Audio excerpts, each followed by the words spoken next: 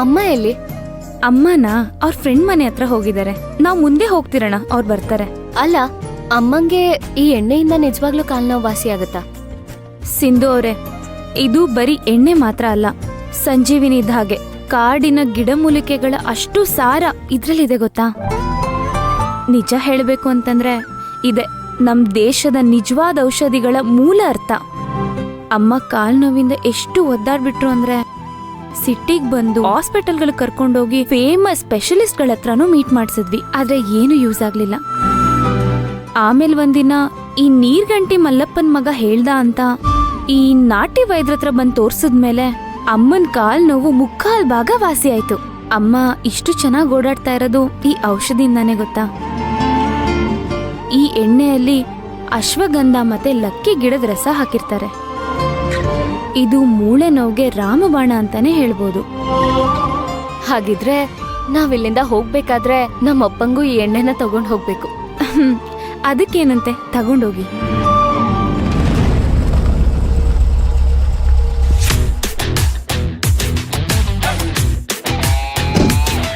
Lucky, car ಯಾಕೆ ಇಲ್ಲಿ ನಿಲ್ಸಿದ್ದೀರಾ? ಅವ್ರೆಲ್ಲಿದ್ದಾರೆ ಅಂತ ವಿಚಾರಿಸ್ಬೇಕಲ್ವಾ, ಅದಕ್ಕೆ ಊರವ್ರು ಯಾರು ಕೇಳೋಣ ಅಂತ ಇಲ್ಲಿ ನಿಲ್ಸಿದೀನಿ.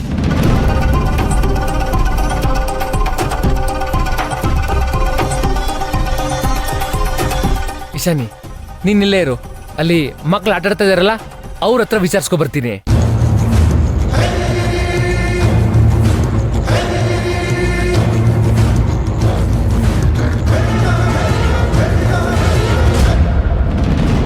ಏ ಚಾಂಪಿಯನ್ ಅಣ್ಣ, ಹಾ, ಈ ಫೋಟೋದಲ್ಲಿರೋ ರಾಜಾರಾಣಿನ ಇಲ್ಲೆಲ್ಲ ನೋಡಿದ್ಯೇನೋ?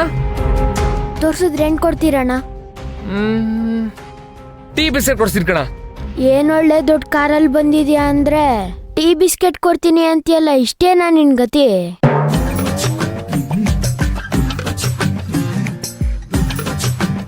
ಆಯ್ತು, ಫೋಟೋ ಇನ್ನೊಂದ್ಸತಿ ಝೂಮ್ ಮಾಡಿ ತೋರ್ಸು. ಇವ್ರಾ?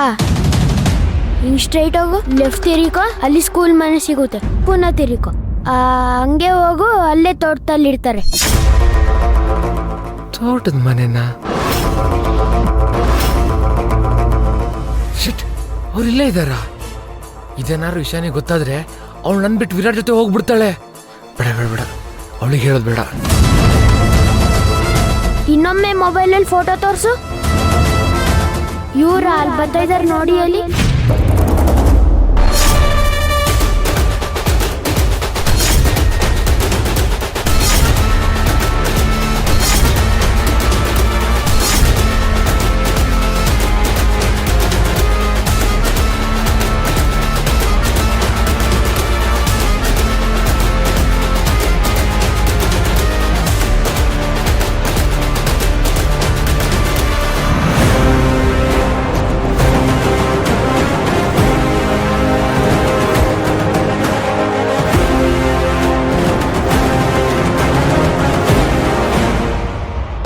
ಥ್ಯಾಂಕ್ಸ್ ಕಣ್ರ, ನೀವ್ ಆಟಾಡ್ರ, ನಾನು ಬರ್ತೀನೋ.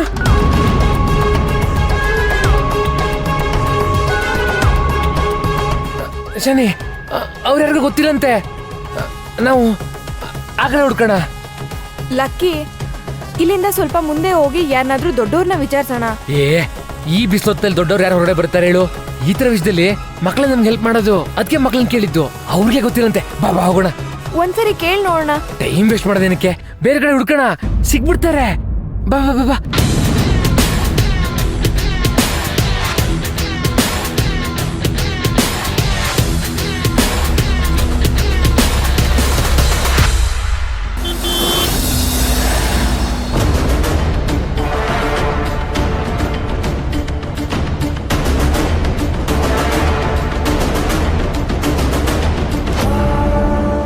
ನಿಜವಾಗ್ಲೂ ಅತ್ತೆ, ನನ್ನ ಲೈಫಲ್ಲಿ ಎಂತ ಗುಡ್ ಟೈಮ್ಸ್ಗಳನ್ನೆಲ್ಲ ಮಿಸ್ ಮಾಡ್ಕೊಂಡ್ಬಿಟ್ಟಿದ್ದೀನಿ ಅಂತ ಇವತ್ತು ಅನ್ನಿಸ್ತು ನನಗೆ.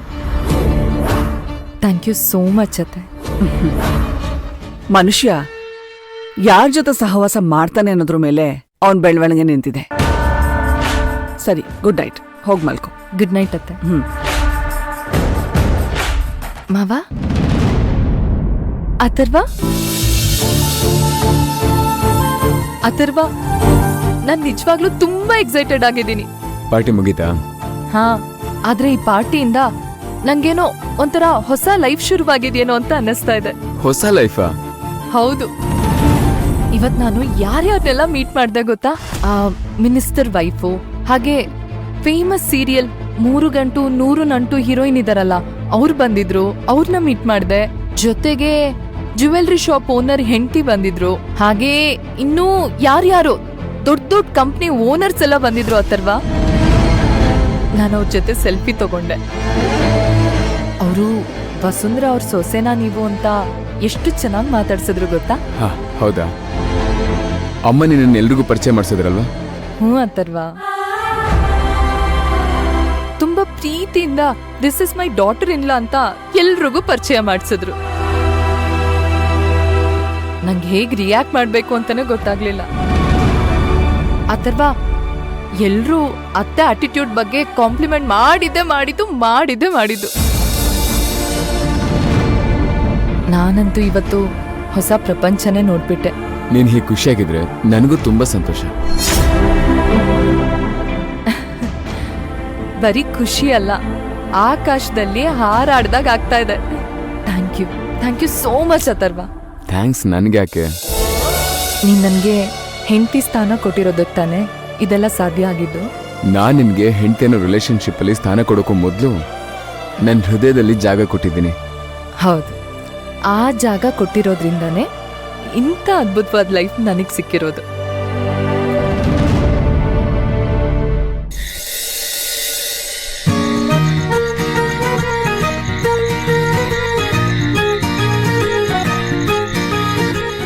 ಇಷ್ಟೊತ್ತಾದರೂ ಬಂದಿಲ್ವಲ್ಲ, ಕಾಲ್ ಮಾಡ್ಬಿಟ್ಟು ಕೇಳ್ತೀನಿ.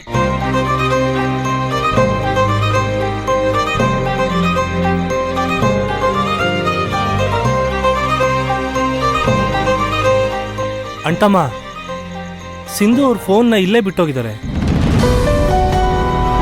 ಕೊಡು. ಯಾಕೆ, ಹೆಂಡ್ತಿನ ಬಿಟ್ಟಿರೋಕ್ಕಾಗ್ತಾ ಇಲ್ವಾ? ಹಾಗೇನಿಲ್ಲ, ಇಷ್ಟೊತ್ತಾಯ್ತಲ್ಲ, ಅದಕ್ಕೆ ಎಲ್ಲಿದ್ದಾರೆ ಅಂತ ಕೇಳೋಣ ಅಂತ ಅಷ್ಟೇ. ನನ್ನ ಹೆಂಡ್ತಿನೂ ಹೋಗಿದ್ದಾಳಪ್ಪ. ನಾನೇ ನಿಂತರ ಆಡ್ತಾ ಇದ್ದೀನ? ಮದುವೆ ಆಗಿದ್ದು ಹೊಸದ್ರಲ್ಲಿ ಎಲ್ಲ ಹೀಗೇನೆ. ನಂತರ ಒಂದು 5 ವರ್ಷ ಆದ್ಮೇಲೆ ಆ ಥರ ಏನಿಲ್ಲ. 500 ವರ್ಷ ಆದರೂ ನಾನು ಹೀಗೆ ಇರ್ತೀನಿ. ಹೌದು ಕಣೋ ಅಂಟಮ್ಮ, ನೀ ಇಲ್ಲಿಗೆ ಬಂದಿದ್ದು ನಿಮ್ಮ ಮನೆಗೆ. ಕರೆಕ್ಟು, ಆದ್ರೆ ಏನಾದ್ರೆ? ನಿಜ ಏನಂದ್ರೆ, ನಾನು ನಿಮ್ಮಿಬ್ಬರಿಗೂ ನಮ್ಮ ತೋಟದಲ್ಲೇ ಮಂಚ ಹಾಕ್ಸಿ ಬೆಳದಿಂಗಳ ರಾತ್ರಿಲಿ ತಂಪಾದ ಗಾಳಿಲಿ ನಕ್ಷತ್ರಗಳ ಬೆಳಕಲ್ಲಿ ಫಸ್ಟ್ ನೈಟ್ ಅರೇಂಜ್ ಮಾಡ್ಸೋಣ ಅಂತ ಅನ್ಕೊಂಡಿದ್ದೆ.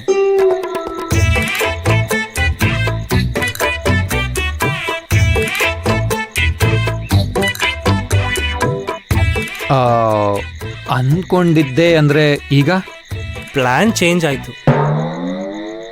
ಯಾಕೆ ಅಂತ ಕೇಳ್ಬೋದಾ? ಅದು ಯಾಕಂದ್ರೆ ಅಲ್ಲೋಡು, ಬಂದೇ ಬಿಟ್ರು. ಬನ್ನಿ, ಈಗ ಬರ್ತಾ ಇದ್ದೀರಾ?